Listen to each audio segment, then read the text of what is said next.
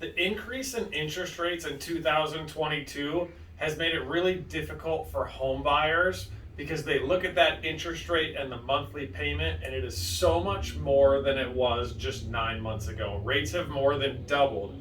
And so lenders have tried to present as a solution temporary buy downs. And I have lenders coming to me every day saying, hey, put this in front of your clients. They should be doing a temporary buy down. You'll get more business this way. And what I want to do here is walk you through the temporary buy down, one that a lender just presented to me, and then walk you through some other options and show you why I highly recommend staying away from temporary buy downs because they aren't a real benefit to you as the home buyer. And so let's start here. This one was literally sent to me just this week. And the lender presented, they're calling it a 3-2-1 buy down. What it is they're assuming it's a purchase price of $700,000, a loan amount of $500,000, and the interest rate is 7.25 with a monthly payment for just principal and interest of $34.11. So no taxes, insurance, HOA, none of that included. Your payment would be $34.11. And so that's causing a lot of people to step back and say, whoa, that's more than what I want to pay to buy the house. And so the lender says, hey, put this 3-2-1 in front of them, and then they'll want to buy the house. And so what the 3-2-1 does, the 3 means the first year, the interest rate is 3% lower. The 2 means the second year it's 2% lower. And the 1 means that the third year it's 1% lower. And then you just go to the regular 7.25% rate for the last 27 years. You'll also see 2 1s, which is same thing, down 2% the first year, down 1% the second year, and then 28 years at the normal rate. Or a 1-0, meaning the first year you're down 1%, and then after that it's 29 years of the actual mortgage. And so again, you look at this, you go 4.25% that first year because you were 7.25, but it's a 3% buy down. So your payment goes to $24.60 rather than $34.11. So you save $951 a month. The second year you go to 5.25%. So payment goes to $27.61, saving $650 a month. And the third year it goes to 6.25%, meaning $3,079 a month in principal and interest, a savings of $332 a month. And you go, Ronnie, why would I not want to save all that money those first 3 years? And I go, yes, I would want to save that money as well if it was truly savings. But what they're doing is they're saying there's a cost to this. And your total cost to the buy down is $23,196. And so the way they came up with this number is they just took the $951 you saved the first year's worth of payments, multiplied it by 12, got the number. The $650 multiplied it by 12, got the number. The $332 multiplied it by 12, got the number. Added those three together, and it comes up to $23,196. And so if you're just going to give them that up front, why would I do this? Well, they go, well, no, you're not going to give it to us up front. Instead, what we're going to do is we're going to have the seller give us a credit. And so now the credit from the seller pays for the buy down. And what I want to tell you is the $23,196 can be used in other ways. And these other ways actually help you win at home ownership. They get you further ahead. They have benefits to them. Where this is just taking $23,196, earning no interest on it, and reducing your payments for those 3 years. You could do this same thing by just giving the money to, say, your parents. You get that same credit from the seller. You pass the money to your parents, and every month, the first year they give you $951, the second year $650, and the third year $332. And you're like, well, why did I give it to my parents? Why didn't I just hold on to it myself? And I would say the same thing with the lender. And so you can see, I don't like this, but I want to take and give you 3 separate options, including this one, and just show you how the math plays out over time. And so I've set up the same scenario over here, $700,000 purchase price, $500,000 loan amount, your buy down amount, which means you're actually buying the house for $676,804 because the seller is giving you $23,196. So you don't necessarily have to get the credit. You could just pay this much for the house, and the seller's going to look at those 2 offers as the exact same thing. Personally, I recommend people do this a lot, especially if they want to hold on to more of their cash. So someone who's trying to get into their first house, who's tight on money, maybe they're keeping their old house and buying a new one, a credit is a great way to do it. And I will tell you, every house that I have ever purchased, I have always gotten a credit from the seller. I pay a higher amount, it helps me finance more money, and getting cash really helps me to get into that house or to get into that investment property. And so I would recommend doing this, but then the question is, which one of these three ways should I use that buy down money? And I'm going to tell you, I don't know the answer for you personally or for anybody personally. It really depends on your circumstances as to which option you should choose. But what I will tell you is, no matter what your circumstances are or what you think is going to happen in the future, one of the other options is going to be better than a temporary buy down. And so let's just jump into these options. So you've got the temporary buy down we've been talking about, but also you could just give that money to the lender as a buy down. So now they're not holding it for you, you're paying them. You're saying, hey, this money is yours, so they could go and lend it to somebody else. So they're gonna find that money more valuable because they're getting it right now and it's theirs, not them just holding it for you. And in that case, I ran these numbers, and on this same loan, you could buy it down and get a 5.75 interest rate in a 30-year fixed. So there's no changing of payment, no things moving around. You're just 5.75 through the whole loan. The other route you could go is you could just take that money and you could put it in a CD or a treasury bond.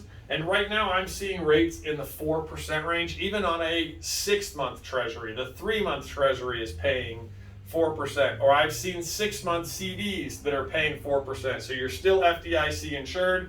They're paying you 4% on the money, while the lender who is holding your money to keep these payments lower is paying you nothing. And so you'll see why these numbers, as we move further down, these two options, depending on what you think is happening in the future, one or the other will play out better.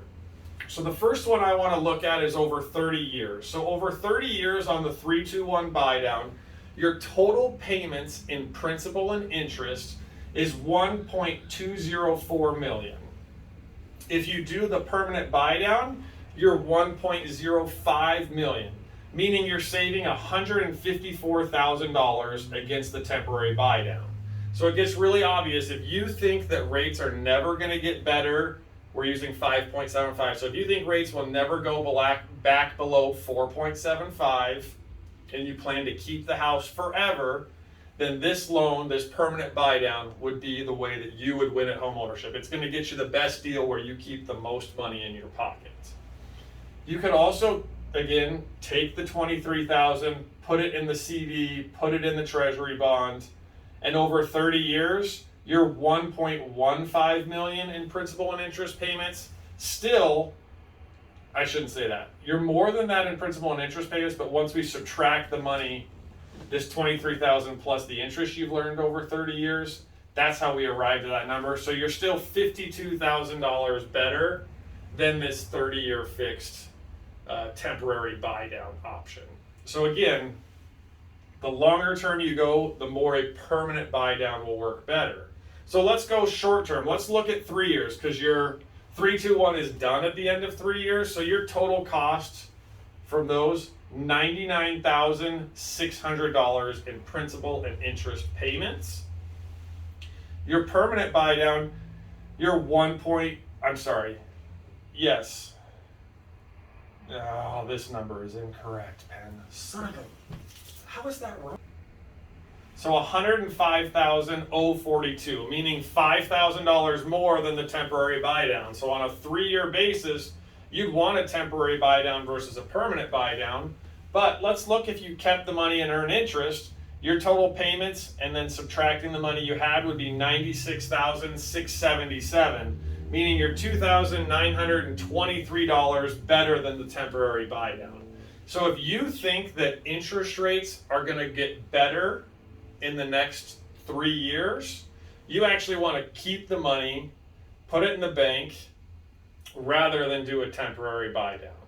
So then let's go back out a little further again, looking at 10 years. your total payments on the temporary buy down are $386,124 versus the permanent buy down of $350,143. So your savings here is about $35,980. So say you kept this loan 10 years, boom, $35,000 more by doing a permanent buy down. And if you kept the money and just were earning interest, you're $374,985, meaning $11,193 better than the temporary buy down. Now worse than the permanent buy down because we've gone out further in time, but still, again, better than the temporary. And then let's go really short term. So say you think in 2 or 1 year, you're going in 2 or 1 years, I'm going to refinance this house. I think rates will be back down to that 3% number and I'll get it. Well, great. In that case, you don't want to do a permanent buy down because your $23,000 got paid to the lender and you don't have enough time for the interest to make it back up. But if you keep the money, you're going to end up over 2 years, $1,892 better, over 1 year, $927 better. And you go, yeah, these numbers are pretty small, but at the end of the day, why would you not do it? What is like, why pick something that's $1,000 more expensive? That's the part. Let's pick the best option for you. And it really goes back to our mission statement of our company and what we're about. Is we're here to help people win at home ownership. And that means getting you the right product, not the one that sounds good or that tricks you into a loan of like, hey, do this because it gives you the payment you want.